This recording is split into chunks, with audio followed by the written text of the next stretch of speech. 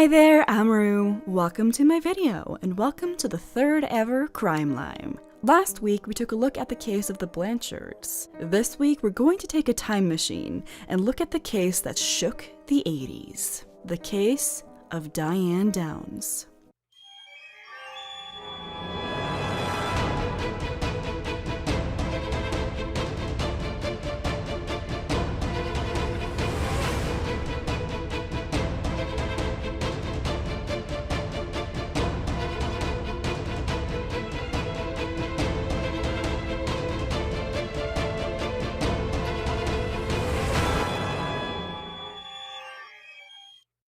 What's special about the way I'm going to tell you this story is I'm already going to tell you who did it. You might say, why would you already tell us who did it at the beginning of the episode? Well, here's the thing. The person who did it is such an interesting conundrum that the whole case in and of itself wouldn't make any sense unless you already know that she did it. And who is she and what did she do? Diane Elizabeth Downs tried to kill her children to win over a man. Now, Diane was dating a man named Robert Knickerbocker. He was a married man and he was having a difficulty in his marriage, and he unfortunately made the very unwise decision to date Diane as his extramarital affair. He later broke up with Diane and went back to his wife, and his wife forgave him. Diane, however, was obsessed. She was convinced that Robert Knickerbocker was her soulmate and she would do anything to get him. Here's the thing though, Robert was a child-free man. Like, people didn't know what child-free was back in the day, but if it was today, he would have identified as child-free, r/child-free. And he didn't want to have kids or be the father of any children, be it a stepfather, anything. So when he kept telling her that, I don't want to be a dad. Like, we can't be together because I don't want to be a dad. That was his go-to excuse. He also didn't want to be with her. But, he just kept saying, it's never going to work because I don't want to be a parent. So even though he kept telling her that he also didn't want to be with her and he went back to his wife and he loves his wife, Diane got it into her head that if she just didn't have the kids anymore, she could have Robert.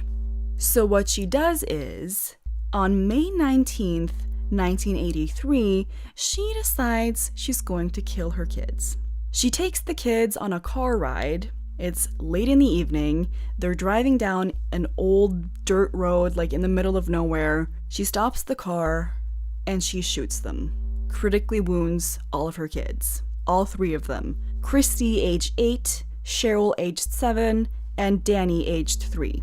They're all gun-riddled in the car. She then shoots herself in the arm to make it convincible and believable that someone else but her just tried to kill her kids.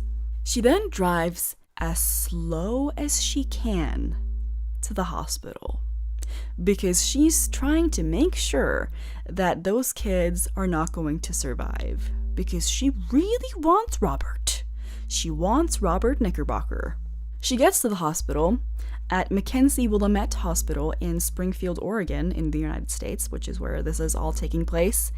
And she says, "Oh my God, we've all been attacked by a bushy-haired stranger. Someone just tried to kill me and all my kids." The medical staff, of course, are like, oh my God. They go in, they try to save the kids. Unfortunately, her slow driving was effective on one of the children, and Cheryl, aged 7, was already dead by the time they got to the hospital. Christy, aged 8, has lost so much blood that she has a stroke and is put into a medically induced coma. Danny, aged 3, was shot in the spine and became paralyzed for life. Now, of course, everyone is horrified. They have to find this crazy person who just tried to kill this young mother and her children. So the police arrive and they take Diane's story. And Diane goes on to this fantastical story about how there was a bushy-haired stranger hiking on this dirt road that they were taking. Why were they taking this dirt road? Because they like to take the scenic route. They like to take roads they've never taken before. It's just a thing that they like to do. So that's what they did that evening, she says. And what do you do, of course, when you see a scary-looking bushy-haired stranger hiking in the middle of nowhere with your 3 vulnerable children in the car? Well, you stop, of course, and ask them if they need any help. Her story is just so ridiculous.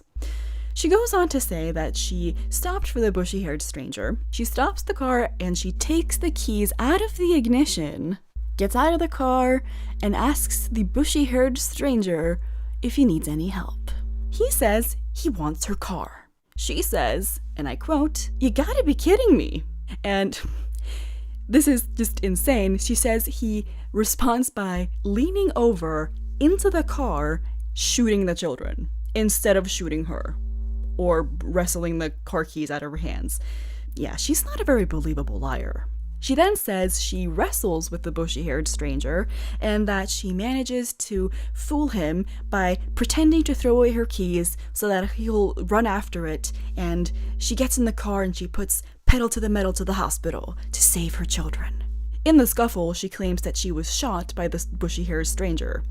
Her story has so many red flags, but this was the 80s. People didn't believe, they didn't have this pre-existing notion that mothers could just kill their kids. It was an innocent time where people were like, oh, of course, mothers are just beautiful, wonderful, godlike creatures who just love their children, of course. Now we know better. You can be a sociopath and still be a mother. You can still be a horrible monster and still be a mother. And you can definitely be a woman and still commit a horribly violent crime. But they didn't really think that way back in the 80s, so they believed her when she first said this insane story. Even though I find it pretty suspicious, and they should have caught on to this immediately, that it's really strange that a mother who has 3 gun-riddled children in the car decides to wrap her own wound instead of tending to theirs and then driving to the hospital. She says it's because she wanted to make sure that they survived, so she tended to her wound so that she could survive and then save them. But from an instinct point of view, that's pretty alarming already. One thing that really goes to show how cold Diane is when she came in with the kids who were really injured, she kept talking about how it's such a shame. It's a new car. I just got the car. It's such a shame that now it's full of blood. She kept mentioning that. That was one of her priorities. Her children had been shot, but her car though, it was new. So sad. But they didn't really pick up on that, and I think she would have gotten away with it. I think she would have gotten away with trying to kill her kids if it weren't for her own bizarre behavior. See, because Diane isn't just a sociopath, a person who has no empathy and who doesn't understand emotions and who doesn't feel bad about anything they do. She's also a attention-seeking narcissist. And when you're the mother of 3 children who were just attacked by a bushy-haired stranger, you get a lot of attention, especially from the media. And she was gobbling up every single inch of it. She did so many interviews, it's crazy. Everyone and anyone who wanted to interview her about what happened, she was giving them an interview. And that's when the police and, people in general started to realize that there was something severely off about Diane Downs. Here's a woman who has 3 children. One of them has been killed. 2 of them are in hospital. One of the children in hospital is in a coma. And she's just seems like she doesn't have a care in the world. Smiling, laughing, basking in her 15 minutes of fame. So the police finally start looking into Diane as a suspect, after countless hours and police sketches of trying to find this imaginary bushy-haired stranger. The first thing that really trips her up isn't just the interviews. It's someone who I think saw the interviews on TV or basically heard about the case. It was a huge case. And they call into the police and tell them that they were behind Diane in a car on that dirt road that fateful evening. And they tell the police that she was driving so slow that driving behind her almost caused them to kill their engine constantly. She was driving so slow you couldn't even get the speedometer to go up. And the police is like, oh, well, now we have a witness that's definitely poking a hole in her driving pedal to the metal to the hospital to save her kids, and she's acting really bizarre. Something is severely wrong here. So they make sure that she doesn't have any access to the kids. Although before they made sure of this, she was visiting the kids at the hospital, even though she was really carefree and she was doing all the interviews and living her best life. She visited the kids at the hospital, and Christy, the eldest, who was in a coma, apparently reacted really negatively whenever Diane came into the room. Which is, a lot of people who have been in a coma say that they can hear everything that's going on, so that's probably what was going on, and the little girl, poor thing, was lying there unable to move, and her mother, who just tried to kill her and who just shot her siblings in front of her, coming into the room is going to make her upset. And she was visibly upset when her mother was there. She was, her vitals were going off the charts and her, heartbeat, stuff like that. To which Diane responds with, "Oh, she must be brain dead. Let's pull the plug." Yeah. I'm pretty sure she was realizing that her daughter knew. That her daughter remembered that she just tried to kill them. And she was trying to cover her tracks by eliminating the witnesses. Like Danny, the youngest, he was just 3, so he probably wouldn't remember anything. But it's pretty evident that the oldest is remembering, so yeah, she tried to eliminate her, even after the fact. Luckily, they did make it so that she couldn't have any access to the kids while they were investigating her. She kept saying, "How could you possibly think that I did it?" And this is crazy. She literally says in an interview, "If I had shot my own children, would I not have done a good job of it? Why would I have taken my kids to the hospital? Wouldn't I have made sure they were dead and then cried crocodile tears? That's insane to think that I would do such a thing and then bring the witnesses in against myself. That's crazy." Literally, she's saying, if I tried to kill my kids, you better believe they would have been dead. So you can't accuse me of anything. Yeah. In the interviews, too, she's never concerned about her kids. She never shows any sadness about the fact that her children are in hospital. She doesn't show any sort of empathy towards the fact that they are really wounded. An interviewer asks Diane if she thinks her kids were unlucky and how sad it is that they were shot, and Diane goes, "Everybody says you sure were lucky. Well, I don't feel very lucky. I couldn't tie my damn shoes for about 2 months. It is very painful. It is still painful.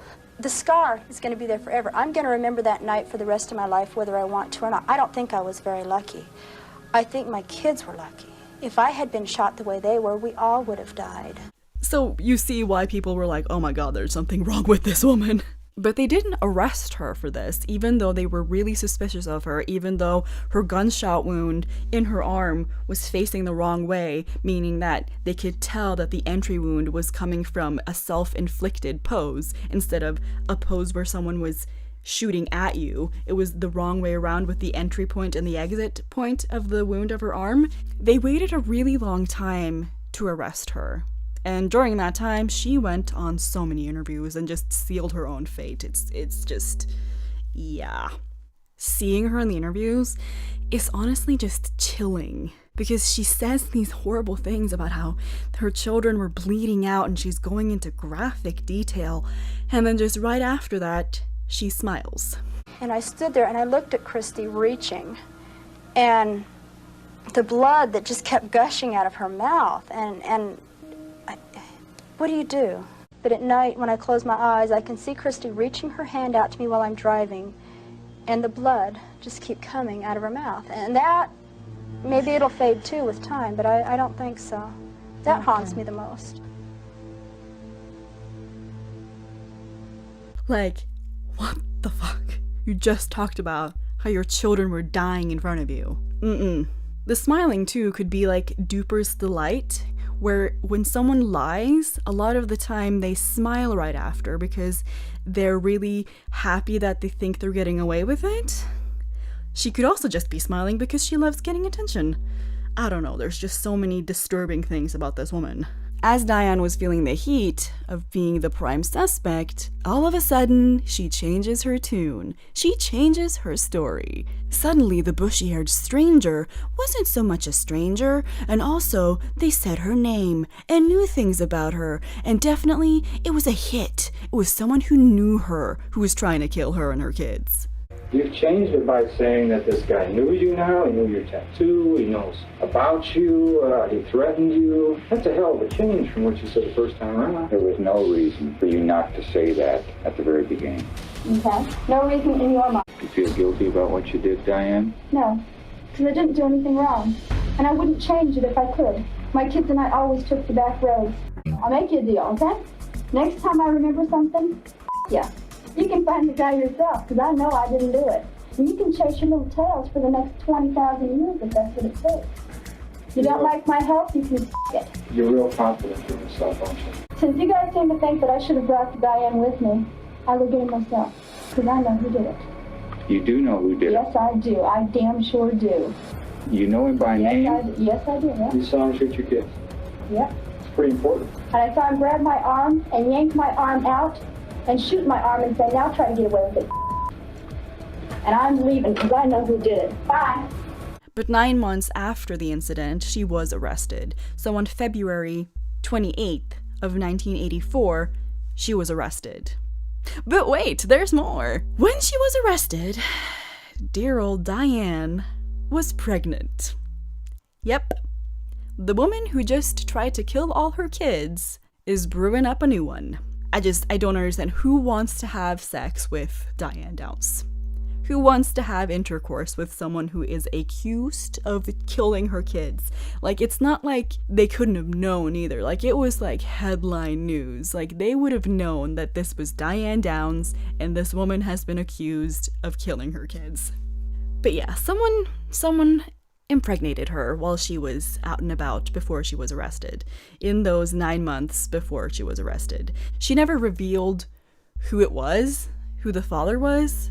When she was asked, and this is astonishing, she went on Oprah. She wasn't actually in the studio, but she was via like video. And she went on Oprah, and Oprah interviewed her. And she asked Diane, why would you get pregnant? You're accused of killing your kids. And Diane was like, I was just so lonely. You were pregnant at trial. Why did you get pregnant again? I was extremely lonely. I missed my kids desperately. I had just seen Christy on the 2nd of October, and it's like opening a wound and pouring salt in. I was extremely lonely, beyond belief and beyond explanation. And on October 13th, I just went and got pregnant because I was so lonely. I love my children. I miss my children. And I know that sounds simplistic. It really does. And I have to admit that. And that's why I say there's so much more feeling inside than I can give in 2 minutes. Because apparently, if you're lonely, you should just grow another human. Then you're not lonely anymore. She kept saying that she had someone to talk to. When she's pregnant, she has someone to talk to, and she's not alone in there, in the cell, apparently. Yeah. The creepiest thing is, and this just shows how devoid of feelings and empathy this woman is, Diane said that she missed her children so terribly that she just had to get pregnant. And she said, you can't replace children, but you can replace the feeling that they give you. Yeah, that says it all. A woman wrote a book about Diane Downs, a very best-selling book that became a movie called Small Sacrifices. The author's name is Anne Rule, and she said it so eloquently in an interview, and I quote, Diane Downs didn't have babies so that she could love them. Diane Downs had babies so they could love her. And that just sums it up so perfectly. She didn't have them because she loves them. She had them because of what they could do for her. And since she wanted Robert, they weren't really doing what she needed. So she decided to get rid of them. They were just in the way. That's what you see a lot with sociopathic people and with narcissists. They only care about themselves, and people are just a means to an end. I saw the movie, by the way, Small Sacrifices. It was a really good movie, although it was a movie from the 80s, so it is 3 hours long. It has Farrah Fawcett in it. She's a really good actress. Damn, really impressed. But anyways, so she goes to trial, and she's just acting innocent as ever. She's never admitted to what she's done. Ever. Never. They waited so long to arrest Diane because they were waiting for her daughter to be well enough, to have recovered enough, to be able to testify against her. Her eldest daughter, Christy, who had suffered the coma. because she remembered and she was their key witness. And that's what sealed Diane's fate. She could have gotten away with it. She could have gotten away with all of this so many times. She could have gotten away with it if she just didn't act like a sociopath on TV. If she knew better, but she didn't because she's a sociopath and she just is the way she is. She could have gotten away with it too when they were in the trial because, you know, playing on the whole, I'm a pregnant lady, feel bad for me, I would have never killed my kids. She could have gotten away with it, but because her daughter was so courageous, she didn't. And I'm so glad. What was really chilling too is during the court case, they played the song that was apparently playing during the shooting because in the car they were playing a song called Hungry Like the Wolf, and they played it during the trial, and Diane Downs tapped her feet and bobbed her head to the rhythm. To the song her children were shot to. Yeah. No normal, empathetic person would do that. No. Something that's really sad that came out at trial was that Cheryl, the 7-year-old, the little girl who died, had told someone that she was really afraid of her mother. You know, as a child, you do realize that there's something wrong with someone if someone's a sociopath like Diane Downs, and she did tell someone, a friend of hers, that she was afraid of her mother, and then her mother killed her. She was convicted to life plus 30 years on June 17th, 1984. So since that day, she has been in prison. She is still alive, she's in her 60s, and she keeps appealing that she should get out of prison, but nobody's gonna let her out of prison. No. She's never admitted to what she's done, and she's just doing her, I guess. She did give birth, not long after the conviction, to a little girl named Amy Elizabeth. Yes, Diane named her after herself. Diane's middle name is Elizabeth, and so is Amy's. She named her Amy Elizabeth Downs, but of course, she's not going to be able to keep the kid, so it was adopted and had her name changed to Rebecca Babcock, or Becky as she wants to be called. Becky has come out when she was an adult, and she's told her story to Oprah, other places, about how hard it was for her to realize that and to learn that her mother was a murderer who murdered one of her siblings. And she's told her life story. And Becky actually got in contact with Diane after learning that Diane was her mother. But it was really weird. Just the letters from Diane were really vain and really self-centered, and was just all about how Diane thinks it's a big conspiracy that she's in prison, and how it's just a big worm of crazy. So Becky decided not to have any contact with her after that. I think that's a good call. It's gotta be horrifying though to realize that you're the biological outcome of a sociopathic killer. And it made her question herself, what if I'm like her? She's not though, she's a wonderful lady, but it's gotta be so painful. The 4 children, Christy, Cheryl, Danny, and Becky, aren't actually the only children Diane has ever had. She was actually someone's surrogate once. Now, and since this is the 80s, I just have to guess, but technology wasn't really that advanced when it came to surrogacy yet, and most surrogates use their own egg and then a donor sperm, aka the dad of the couple. So there's another daughter of Diane out in the world. She gave birth to a girl, she named her Jennifer before giving her to the parents who, renamed her something else. And you might say, oh, what a nice thing Diane did. She gave someone a child. She was their surrogate. She's so thoughtful and selfless. No, she definitely did that for attention. Just imagine how much attention she would get. And she's a narcissist. She loves attention. Imagine how much attention you'd get for being someone's surrogate, for carrying someone else's child. Oh, they would fawn over you for almost a year. So I don't think it was because she was so selfless. I think that was all for the attention. Yeah. For the things they could do for her. For the good feelings they could give her. Not for the things she could give them and be a wonderful, selfless person. No. And she could just very easily get pregnant, and she just used children as a means to get good feelings. Like, oh, they love me, they worship me. It's just so creepy how easy it is for this woman to get pregnant when so many wonderful people struggle, you know? The story, although horrible, actually had a really happy ending. The prosecution and his wife actually adopted Cheryl and Danny. So after the trial, they got to live a happy life with parents who love them and who fought to get the person who hurt them in prison. So that's, you know, a wonderful ending to the story. They are really private people. Becky has been open about her being the daughter of Diane Downs, but Christy and Danny are private people and they do not want to be interviewed or talk about that part of their life. Understandably so. Horribly traumatizing. I think this case really opened people's eyes to the fact that women can be just as violent as men, and you shouldn't just assume that a parent is not guilty just because they're a parent or because they're a mother. Like, it really opened people's eyes to the fact that not everyone should have had kids, especially people like Diane Downs. In conclusion, I just think this case is really interesting, and I really recommend checking out the movie and maybe the book if you like to read. And the interviews. I'm going to link all of the interviews in their entirety in the description. I highly recommend checking them out. If you're interested in this story at all, I really recommend it. It's a disturbing thing to watch, but it's worth watching. This woman is cold as ice. I hope you found that case interesting and that you want to hear more Crime Lime.